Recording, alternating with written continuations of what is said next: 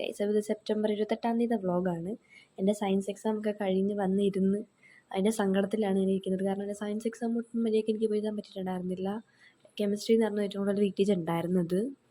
കെമിസ്ട്രിയുടെ പ്രിപ്പറേഷനും എനിക്ക് മര്യാദയ്ക്ക് ചെയ്യാൻ പറ്റിയിട്ടുണ്ടായിരുന്നില്ല. ആയിട്ടുള്ള മെറ്റൽസ് ആൻഡ് നോൺ മെറ്റൽസ് ഞാൻ ലാസ്റ്റ് മിനിറ്റത്തേക്ക് വെച്ചു. അതുകൊണ്ട് എനിക്ക് എഴുതി തീർക്കാൻ കുറച്ച് ബുദ്ധിമുട്ടുണ്ടായിരുന്നു. പക്ഷേ ഫിസിക്സ് ആൻഡ് ബയോളജി അത്യാവശ്യം ഈസി ആയിട്ട് എനിക്ക് എഴുതാൻ പറ്റിയിട്ടുണ്ടായിരുന്നു. പക്ഷേ അത്രയ്ക്ക് നല്ല മാർക്ക് ഞാൻ പ്രതീക്ഷിക്കുന്നില്ല ഈ പ്രാവശ്യം. കാരണം ഹാഫ് ഇയർലി എന്തായാലും ടഫായിരിക്കുമെന്നും മാഡംമാർ തന്നെ പറഞ്ഞിട്ടുണ്ടായിരുന്നു.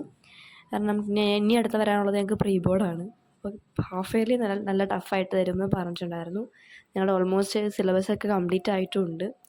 അപ്പോൾ നേരത്തെ ടൈമറും ഇപ്പോഴത്തെ ടൈമറും ലാപ്ടോപ്പിൽ കാണുന്ന ഡിഫറെൻ്റ് ആണ്. കാരണം ഞാനൊരു 12 hours ടൈമർ വെച്ചിട്ടാണ് പഠിക്കാൻ ഇരുന്നിട്ടുണ്ടായിരുന്നത്. പക്ഷേ ആ സമയത്ത് ഞങ്ങളുടെ വീട്ടിൽ ഗസ്റ്റ് വന്നു. അപ്പോൾ അത് സ്റ്റോപ്പ് ചെയ്തു.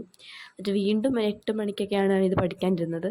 ആ സമയത്ത് എനിക്ക് ആ ടൈമർ നോക്കിയിട്ട് കിട്ടിയിട്ടുണ്ടായിരുന്നില്ല. ലാസ്റ്റ് എനിക്ക് 4 മണിക്കൂർ വെച്ചു. എന്നിട്ട് ഞാനിപ്പോൾ പഠിക്കുന്നത് പൊളിറ്റിക്സ് ആണ്.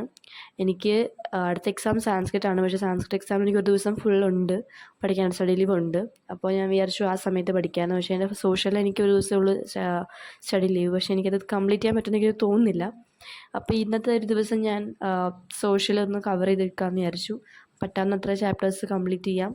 പിന്നെ എനിക്കൊരു ദിവസം കൊണ്ട് ബാക്കിയുള്ളത് പഠിക്കാമല്ലോ എന്ന് വിചാരിച്ചിട്ടാണ് ഇപ്പോൾ ഞാൻ പൊളിറ്റിക്സ് എടുത്തിട്ടിരിക്കുന്നത്.